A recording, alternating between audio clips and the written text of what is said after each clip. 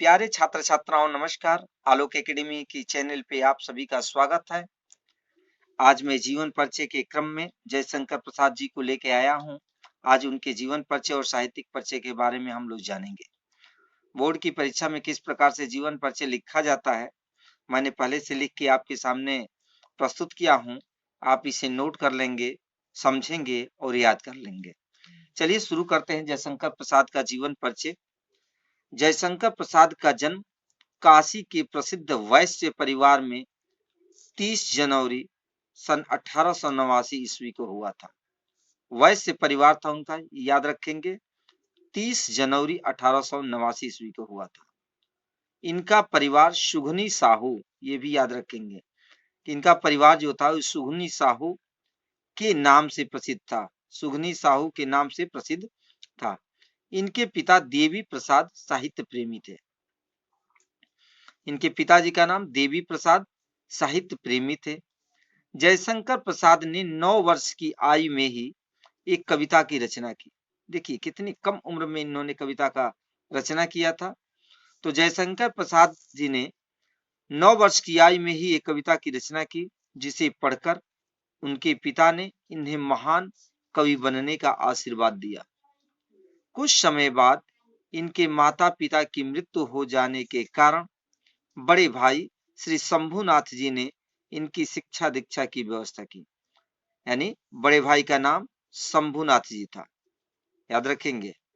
जब पिताजी की माता और पिताजी की मृत्यु हो गई तो उसके बाद इनके बड़े भाई शंभुनाथ जी ने ही इनकी शिक्षा दीक्षा की व्यवस्था की। सर्वप्रथम क्वींस कॉलेज में नाम लिखाया गया। जयशंकर प्रसाद जी का जो नाम लिखाया गया वो था क्वींस कॉलेज, किंतु मन न लगने के कारण ये घर पर ही अध्ययन करने लगे। कुछ विद्यार्थी ऐसे होते हैं जिनका स्कूल में मन नहीं लगता है, तो उसी प्रकार जयशंकर प्रसाद जी का भी मन स्कूल में नहीं लगा, तो ये घर पर ही अध्ययन करने लगे। बड़े भाई की मृत्यु जब हुई उस समय प्रसाद जी की उम्र मात्र 17 वर्ष की थी। इन पे हमेशा पहाड़ ही टूट गया। माता पिताजी की मृत्यु हो गई, उसके बाद इनकी जिम्मेदारी बड़े भाई शंभुनाथ जी ने लिया। फिर बड़े भाई की भी मृत्यु हो गई और उस समय उनकी जयशंकर प्रसाद की उम्र 17 वर्ष की थी। जब और ये बड़े हुए तो इन्होंने 3 शादियां की, किंतु तीनों ही पत्नियों की असमय मृत्यु हो गई। यानी देखिए कितना इनका दुखमय जीवन रहा है। इन्होंने 3 शादियां की, किंतु तीनों ही पत्नियों की असमय मृत्यु हो गई। ये अंदर ही अंदर टूट गए। स्वास्थ्य दिन प्रतिदिन गिरने लगा और क्षय रोग से पीड़ित होने के कारण 15 नवंबर 1937 ईस्वी को 47 वर्ष की आयु में इनका निधन हो गया। मात्र 47 वर्ष की आयु में जयशंकर प्रसाद जी का निधन हुआ। प्यारे छात्र छात्राओं, देखिए इतना कम उम्र में जयशंकर प्रसाद जी कितने प्रसिद्ध हो गए। यानी एक महान कवि थे जयशंकर प्रसाद जी। कवि के साथ साथ इनकी बहुमुखी प्रतिभा भी थी। चलिए देखते हैं आगे। प्रसाद जी बहुमुखी प्रतिभा के धनी थे। ये महान कवि, सफल नाटककार, उपन्यासकार, कुशल कहानीकार और श्रेष्ठ निबंधकार थे। ये लाइन जो है देखिए, इसको समझिए। प्रसाद जी बहुमुखी प्रतिभा के धनी थे। बहुमुखी प्रतिभा के धनी का मतलब ये होगा ये कवि भी थे, नाटककार भी थे, उपन्यासकार भी थे और कहानीकार भी थे, निबंधकार भी थे। इसलिए इनको बहुमुखी प्रतिभा का धनी कहा गया। प्रसाद जी बहुमुखी प्रतिभा के धनी थे। ये महान कवि, सफल नाटककार, इन्होंने बहुत सी नाटक लिखे जो सफल रहे। सफल नाटककार, ये उपन्यास भी लिखते थे, इसलिए इन्हें उपन्यासकार कहा गया। कुशल कहानीकार, कहानी भी इन्होंने लिखी है, इसलिए इनको कुशल कहानीकार और श्रेष्ठ निबंधकार थे, यानी निबंध भी ये लिखते थे।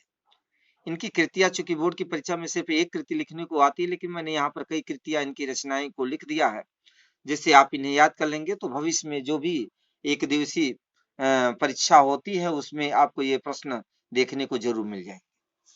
नाटक में इन्होंने जो लिखा, जो प्रसिद्ध इनका नाटक है वो है चंद्रगुप्त, स्कंदगुप्त, अजातशत्रु, ध्रुव स्वामिनी, जन्मेजय का नागयज्ञ। जन्मेजय का नागयज्ञ, अजातशत्रु, स्कंदगुप्त, चंद्रगुप्त और ध्रुव स्वामिनी, ये सारे नाटक इनके प्रसिद्ध हैं, आप इनको रट जाइएगा।